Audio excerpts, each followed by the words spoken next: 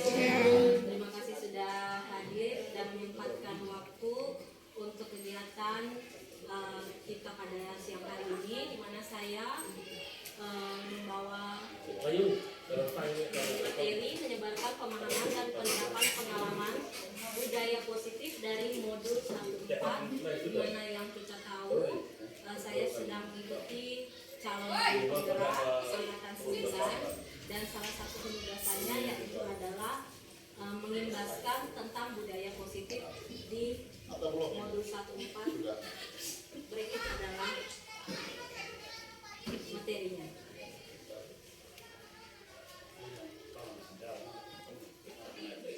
Berikut adalah konsep inti dari budaya positif yang akan kita bahas, yaitu perubahan paradigma belajar, disiplin positif, nilai-nilai kebajikan, kebutuhan dasar manusia, motivasi perilaku manusia, posisi kontrol guru, keyakinan kelas, dan yang terakhir adalah segitiga restitusi. Kita mulai yang pertama, pembelajaran dengan paradigma baru. Seperti yang kita tahu, pembelajaran dengan paradigma baru itu merupakan pembelajaran yang dirancang berdasarkan prinsip pembelajaran berdiferensiasi, sehingga para murid dapat belajar sesuai dengan kebutuhannya berdasarkan tahap perkembangan sesuai teori psikologi modern untuk mewujudkan profil pelajar Pancasila. Seperti yang kita tahu, profil pelajar Pancasila yaitu berkebinekaan global, gotong royong, kreatif, bernalar kritis, mandiri, serta beriman bertakwa kepada Tuhan Yang Maha Esa dan berakhlak mulia.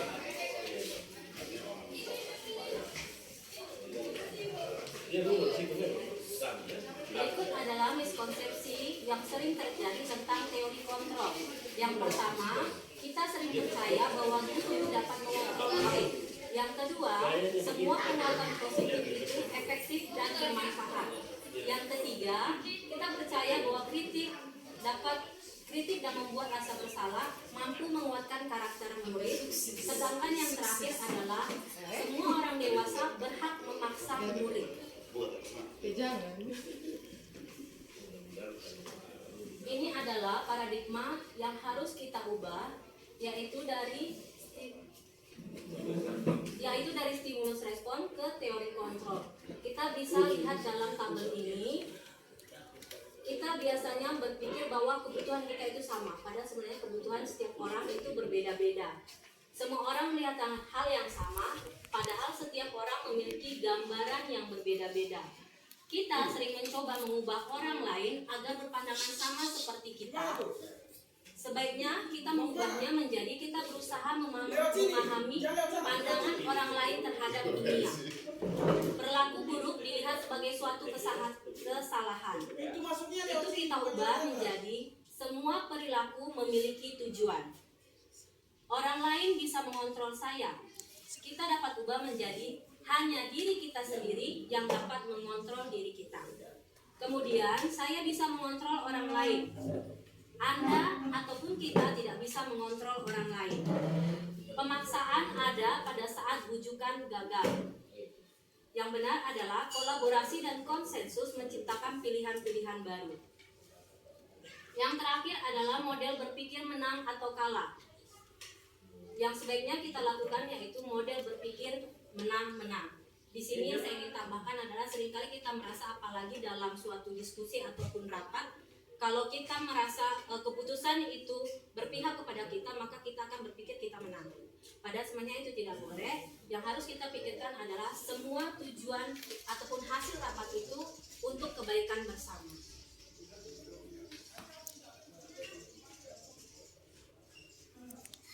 Selanjutnya ada disiplin positif. Kata disiplin itu berasal dari disiplina yang berarti belajar. Disiplin mengacu pada disiplin diri yang memiliki tanggung jawab terhadap apa yang dilakukannya berdasarkan nilai-nilai yang diyakini.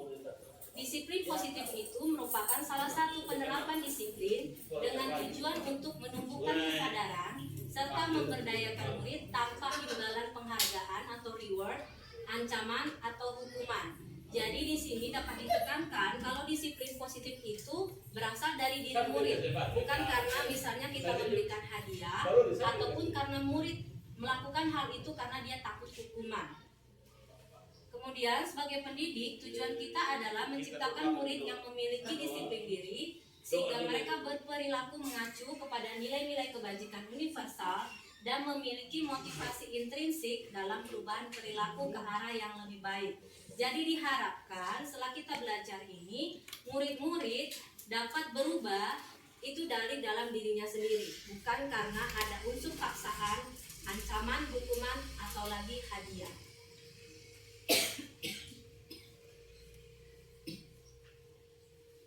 Yang dipelajari nilai-nilai kebajikan itu adalah nilai yang disepakati bersama, terlepas dari suku bangsa, agama, bahasa, maupun latar belakang. Berikut adalah contoh nilai kebajikan yang ada di dalam organisasi. Sebenarnya ada banyak, namun yang diangkat itu hanya 3 sebagai contoh, apalagi sekarang yang paling digaungkan adalah profil pelajar Pancasila. Di mana kita lihat di sini nilai kebajikannya adalah beriman bertakwa kepada Tuhan Yang Maha Esa dan berakhlak mulia, mandiri, bernalar kritis, berkebinekaan global, bergotong royong, serta kreatif. Dalam nilai kebajikan PYP atau Primary Years Program ada toleransi, rasa hormat, integritas, mandiri, menghargai, antusias, empati, keingintahuan, kreativitas, kerjasama, percaya diri, dan komitmen. Sedangkan untuk nilai kebajikan keterampilan hidup dapat dipercaya, lurus hati, pendengar yang aktif, tidak merendahkan orang lain, memberikan yang terbaik dari diri. Jadi bisa kita lihat nilai kebajikan ini mempunyai prinsip yang sama, yaitu demi kebaikan hidup.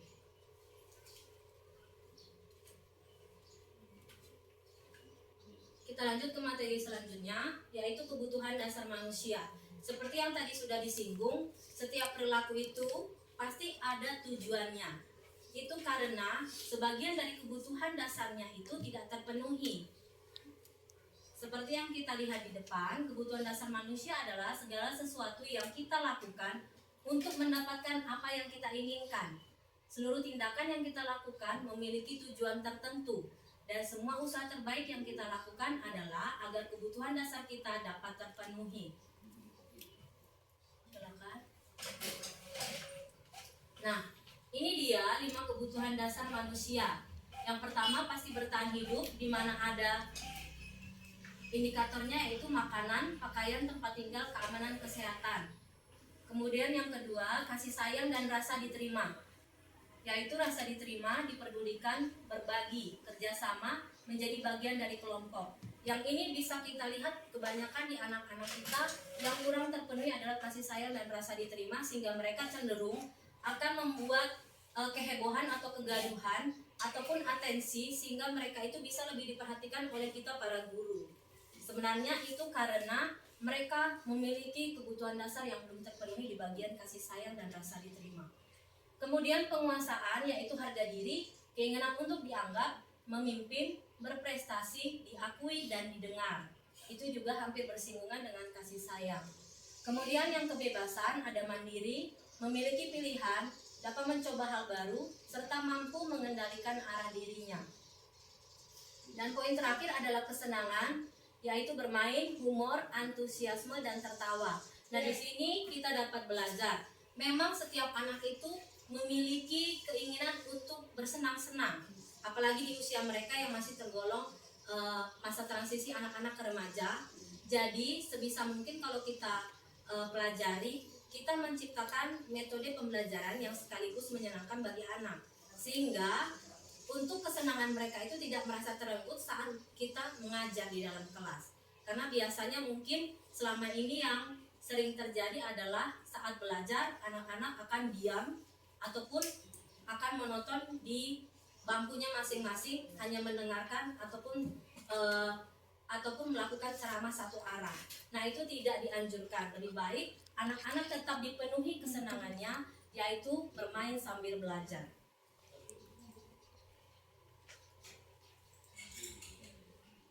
Oke, ini dia. Tadi motivasi perilaku manusia itu ada 2. Ekstrinsiknya itu menghindari ketidaknyamanan atau hukuman, dan yang kedua adalah mendapatkan imbalan atau penghargaan dari orang lain. Ini yang masih sering terjadi di lingkungan sekolah kita, bahkan kadang di diri kita sendiri. Yang kedua adalah motivasi intrinsik, yaitu dengan kesadaran diri untuk menjadi orang yang kita inginkan dan menghargai diri sendiri dengan nilai-nilai yang kita percaya. Nilai-nilai ini tadi yaitu nilai kebajikan yang sudah kita lihat sebelumnya.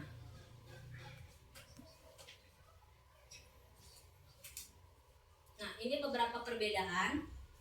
Biasanya yang sering kita lakukan yang mana Bapak Ibu? Kalau melihat anak melakukan kesalahan, kita lebih sering melakukan pertama, kedua, atau ketiga? Pertama, ya. Pertama itu yang sering sekali kita lakukan karena biasanya lebih spontan. Lihat anak mungkin keluar kelas tanpa permisi dengan kita langsung spontan marah atau pukul ataupun atau jewer ataupun kita memarahinya di depan kelas. Nah, itu memang hukuman itu bersifat spontan atau tidak terencana. Murid juga tidak tahu apa yang akan terjadi, jadi tidak dilibatkan. Mereka tidak tahu apa yang akan kita lakukan selanjutnya terkait kesalahan mereka. Dan biasanya bersifat satu arah, yaitu dari guru kepada murid. Dan biasanya berupa hukuman fisik ataupun psikis. Psikis itu biasanya kita memarahi mereka di depan kelas, tentu mereka akan merasa malu. Yang kedua, konsekuensi. Ini biasanya lebih terencana dan disepakati sesuai peraturan. Misalnya peraturan sekolah kita yang sudah ada dengan sistem poin. Kemudian murid tetap dibuat tidak nyaman. Kemudian sikap guru selalu memonitor murid.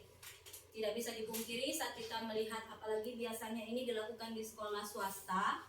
Jadi biasanya itu dilihat muridnya itu apakah melakukan kesalahan ataupun melanggar peraturan sekolah. Kemudian guru akan bertindak sebagai monitoring dari murid itu. Sedangkan yang dianjurkan adalah restitusi, di mana ini merupakan proses menciptakan kondisi bagi murid untuk memperbaiki kesalahan. Dan yang kedua adalah proses kolaboratif yang mengajarkan murid untuk mencari solusi sendiri. Selanjutnya kita akan bahas. Nah, berangkat tadi dari ketiga hal sebelumnya, ini adalah posisi kontrol guru, penghukum, pembuat rasa bersalah, teman, pemantau, dan manajer. Sekarang saya tanya kembali, biasanya kita mengambil posisi apa di sekolah? Bapak Ibu guru semuanya. Penghukum, pembuat rasa bersalah, teman, pemantau, atau manajer?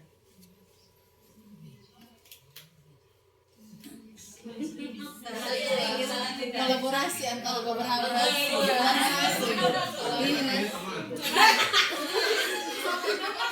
siapa teman bestinya Pak Jiban nih? teman biasa matras. Oke, jadi mungkin yang paling sering penghukum ya. Oke, penghukum, kemudian kadang juga pemantau. Lihat dari depan kita sudah pantau anak-anak terlambat atau tidak. Kemudian yang ini pembuat rasa bersalah ini salah satu contohnya adalah misalnya kita lihat ini anak agak kasihan, kemudian kita kayak dekati, ayolah nak, kamu bantu ibu ya, kamu kan harus lebih kamu harus belajar baik-baik. Kita kayak memberi rasa kasihan kepada anak ini, jadi anak itu merasa kalau dirinya juga dikasihani dan juga merasa bersalah atas perbuatannya. Dan yang teman ini sepertinya kadang saya juga melakukannya ini. Jadi memang ternyata kurang tepat untuk posisi guru sebagai teman, karena memang jadinya tidak dianggap guru tersebut memiliki batasan dengan muridnya nanti. Itu juga akan bermasalah. Jadi di antara yang ini, yang paling tepat adalah sebagai posisi manajer. Dan kita akan bahas di slide selanjutnya. Nah, ini dia salah satu contoh penerapan 5 posisi kontrol pada guru. Kasusnya yang saya ambil yaitu murid datang terlambat ke sekolah. Ya, jika posisi kita sebagai penghukum, maka biasanya akan kita katakan hormat pada bendera selama 30 menit. Kenapa ini penghukum? Karena yang pertama adalah apa yang dilakukan anak hormat pada bendera itu tidak akan berpengaruh atau bersinggungan dengan kesalahan anak. Mengapa anak datang terlambat tapi disuruh hormat bendera? Itu tidak akan mengajarkan suatu nilai kepada mereka. Jadi hanya menghukum mereka sebatas itu saja. Kemudian pembuat rasa bersalah, yaitu kita akan berbicara berapa kali ibu atau bapak harus memberitahu kamu untuk jangan terlambat. Tapi kamu selalu saja mengecewakan ibu dan bapak. Jadi terlibat perasaan di dalamnya. Bahwa anak ini bertanggung jawab atas perasaan kita, perasaan kecewa kita. Padahal sebenarnya anak tidak bertanggung jawab atas hal itu. Next. Nah, ini sebagai teman, ayo dong ikuti aturan sekolah ya nak. Tolong bantu ibu atau bapak. Ya sudah, kali ini tidak apa-apa. Lain kali kamu jangan terlambat lagi ya. Nah, biasanya habis itu anak akan masuk ke kelas tanpa ada konsekuensi ataupun hal yang ingin diperbaiki dari diri si anak. Kemudian sebagai pemantau, kamu sudah melanggar peraturan sekolah. Kamu tahu konsekuensinya. Sesuai aturan sekolah, kamu dikurangi 10 poin dan setelah ini menghadap guru BK. Jadi, dalam sebagai pemantau ini, yaitu ada konsekuensi di mana suatu sekolah pasti punya peraturan. Jadi, anak sudah tahu peraturan itu dan saat dilanggar akan diberlakukan konsekuensi sesuai aturan sekolah. Itu dia perbedaannya dengan penghukum. Nah, yang paling tepat adalah yang pertama, kita dapat menanyakan anak tentang apakah mereka tahu apa kesalahan mereka. Kemudian kita bertanya apa alasan mereka terlambat. Kemudian kita menstabilkan kepribadian mereka dulu dengan mengatakan setiap manusia pernah salah, namun harus berubah agar lebih baik lagi. Dan yang terakhir adalah kita bertanya bagaimana cara anak memperbaiki kesalahan mereka.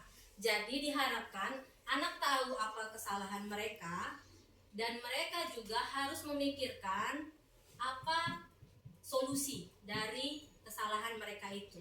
Misalnya kemarin datang terlambat, setelah ditanya anak tersebut kebanyakan bermain game, jadi tidurnya itu sampai malam. Berarti kalau begitu kita tanya apa solusi dari mereka. Jadi mereka mungkin akan menjawab, mereka akan berhenti main game sampai jam 9 dan jam 9 mereka akan tidur. Nah, tapi tidak sampai di situ saja, tentu kita harus memantau perkembangan si murid kita itu. Next. Nah, seperti yang tadi, jadi posisi kontrol apakah aku, seperti tadi posisi kontrol yang sudah dijabarkan, dan kebanyakan dari kita lebih banyak mengambil posisi kontrol sebagai penghukum ataupun pemantau. Selanjutnya kita melihat keyakinan kelas. Keyakinan kelas ini beda dengan peraturan kelas, apalagi kesepakatan kelas. Seperti yang kemarin, perbedaannya adalah kesepakatan kelas itu biasanya lebih rinci. Misalnya tidak boleh datang terlambat. Kemudian tidak boleh makan saat jam pelajaran dan lain sebagainya. Dan biasanya menggunakan kalimat-kalimat yang bermakna negatif.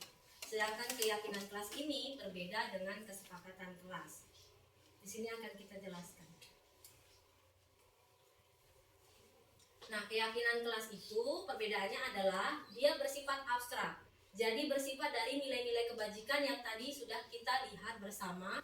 Ada yang gotong royong, ada yang menghargai.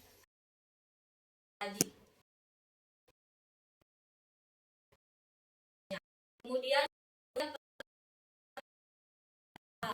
dibuat dalam pernyataan positif, tidak dalam pernyataan negatif. Kemudian kalimatnya biasanya sedikit agar mudah diingat oleh murid, sesuai dengan kondisi kelas dan sekolah sehingga mudah diterapkan. Kemudian semua warga sekolah atau warga kelas dilibatkan saat membuat keyakinan kelas. Jadi dalam membuat keyakinan kelas diharapkan semua murid kita dapat terlibat di dalamnya. Nah, kemarin kelas 8B sudah membuat keyakinan kelas. Jadi kita menggunakan Padlet di mana murid peraturan kelas yang ingin mereka terapkan di kelas. Jadi biasanya peraturan dilarang,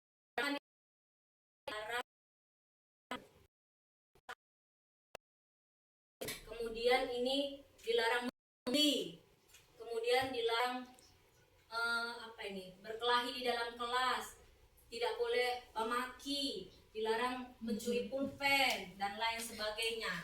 Dan itu semua adalah kalimat negatif. Setelah itu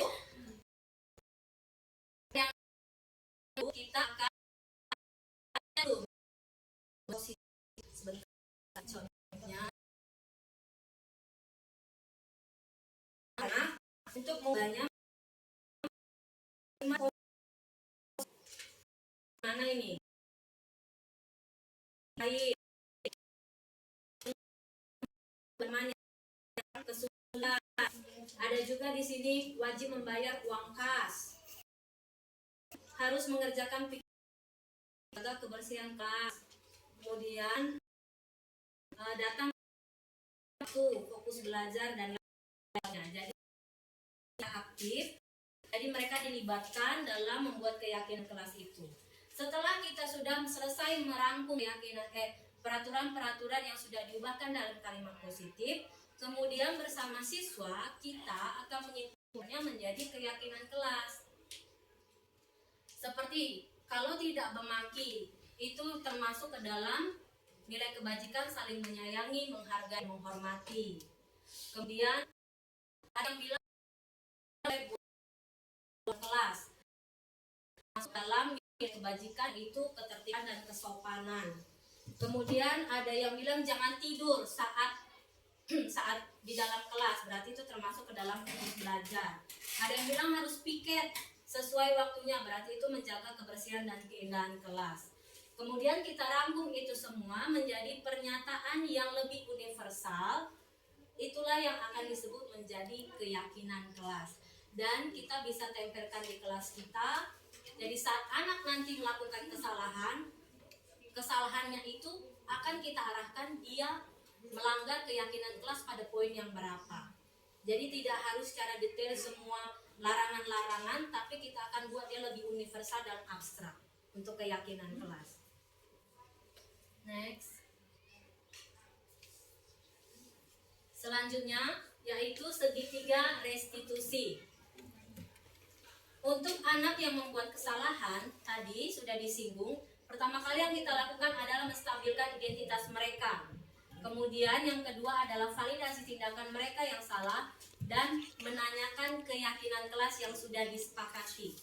Jadi segitiga restitusi ini adalah proses dialog yang dijalankan oleh guru agar dapat menghasilkan murid yang mandiri dan bertanggung jawab.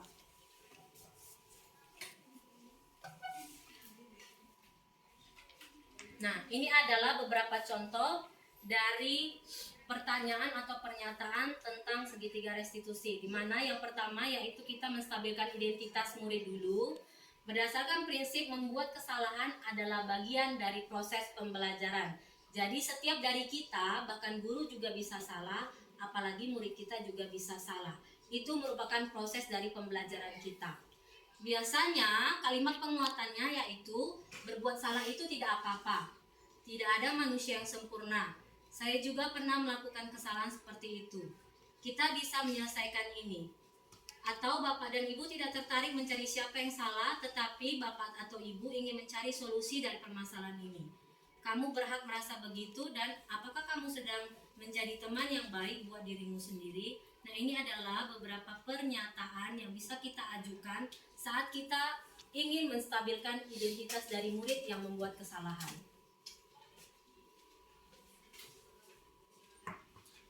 Selanjutnya yaitu validasi tindakan yang salah. Setelah anak sudah distabilkan identitasnya, kemudian kita akan memberi pertanyaan tentang tindakan mereka yang salah. Seperti contohnya, padahal kamu bisa melakukan yang lebih baik buruk dari ini ya. Kamu pasti punya alasan mengapa kamu melakukan hal itu. Kamu patut bangga pada dirimu sendiri karena kamu telah melindungi sesuatu yang penting buatmu. Kamu boleh mempertahankan sikap itu, tetapi kamu harus menambahkan sikap yang baru. Jadi ini bisa disesuaikan dengan permasalahan yang sedang terjadi ya Bapak Ibu. Jadi tidak harus paten dari sini, dapat disesuaikan dengan kondisi. Ketiga yaitu menanyakan keyakinan. Jadi tadi kan sudah dibuat keyakinan kelas kita. Setelah itu kita menanyakan kepada murid kita, apakah mereka sudah tahu tentang keyakinan kelas itu? Apakah mereka sudah tahu nilai-nilai umum yang telah kita sepakati sebelumnya? Kemudian apakah dia sudah melanggar keyakinan kelas itu sendiri? Dan ini adalah beberapa pertanyaan yang bisa diajukan kepada murid terkait keyakinan.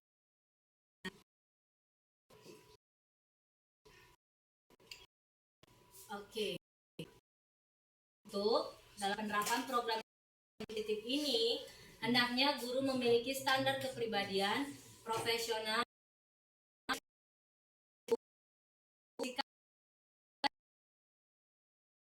masalah mereka itu. Jadi kita tidak hanya menghukum atau menghakimi mereka dengan kesalahan yang mereka buat. Dan yang seperti tadi kita lihat bahwa setiap tindakan itu memiliki tujuan. Jadi ada latar belakang dari tujuan setiap anak-anak kita. Baik tadi ada yang mungkin merasa kurang kasih sayang, atau mungkin yang faktor ekonominya itu masuk ke bertahan hidup, dan juga kesenangannya yang mungkin belum terpenuhi. Jadi diharapkan memang kita bisa lebih belajar lagi lebih baik untuk menciptakan lingkungan sekolah yang memiliki budaya positif. Sekian dari saya, semoga materi dapat membantu kita dalam pembelajaran kita setiap harinya. Terima kasih. Terima kasih.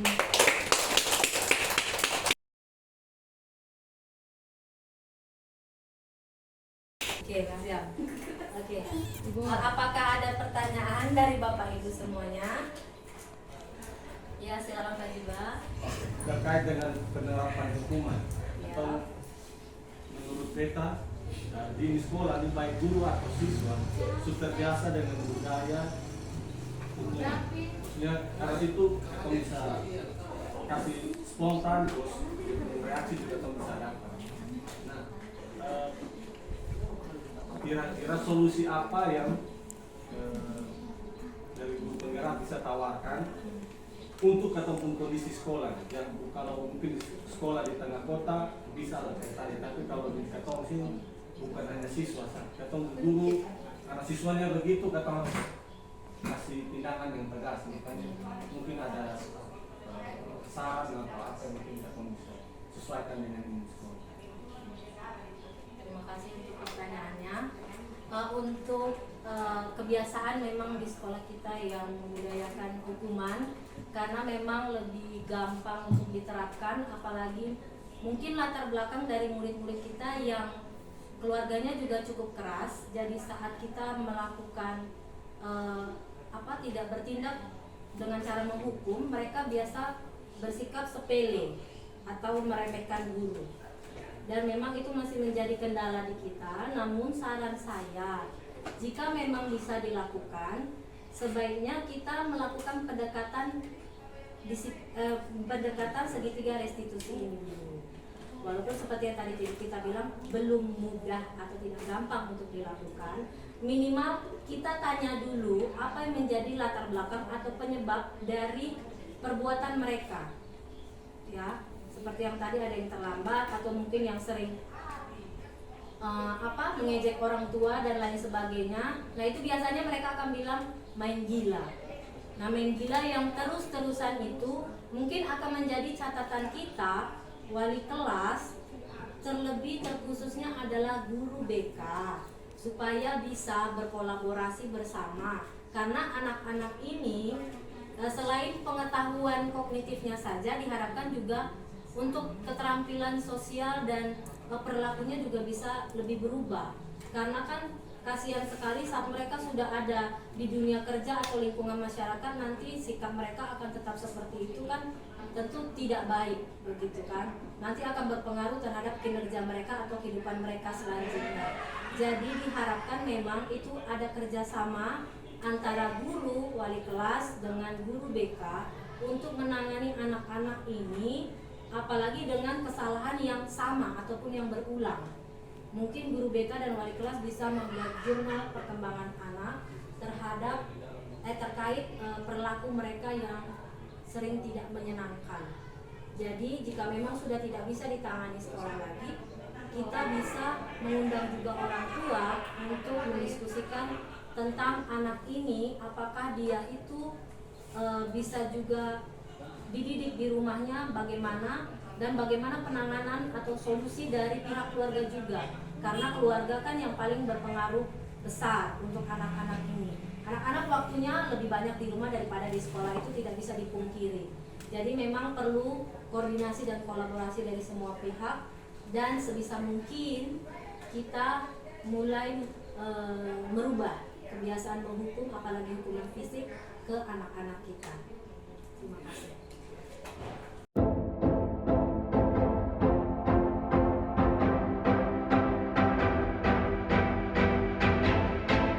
Tanya yang lain supaya temannya itu bisa isi juga peraturan kelasnya. Di sini itu bisa pantau siapa yang sudah mengisi. Ya.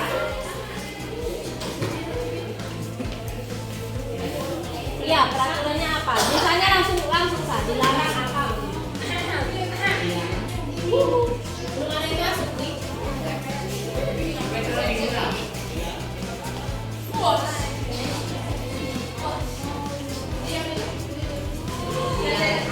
Yang tidak ada boleh di sini, ayo coba di sini.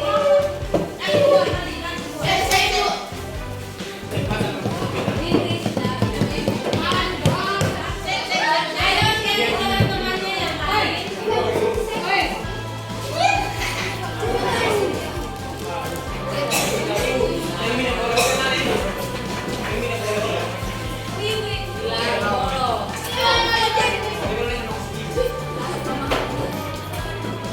Oke, Lindri sudah masuk. Lanjut.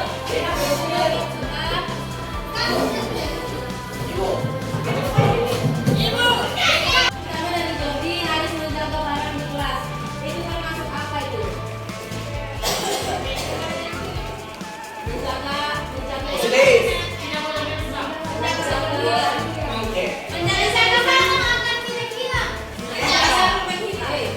itu termasuk kalau menjaga barang itu termasuk apa? Menjaga ketertiban atau menjaga apa yang baik? Perilaku. Menjaga kelas. Ya, ya menjaga apa? Ketertibannya, kebersihannya, menghargainya, menghormatinya. Menjaga ketertiban dan keindahan kelas ya.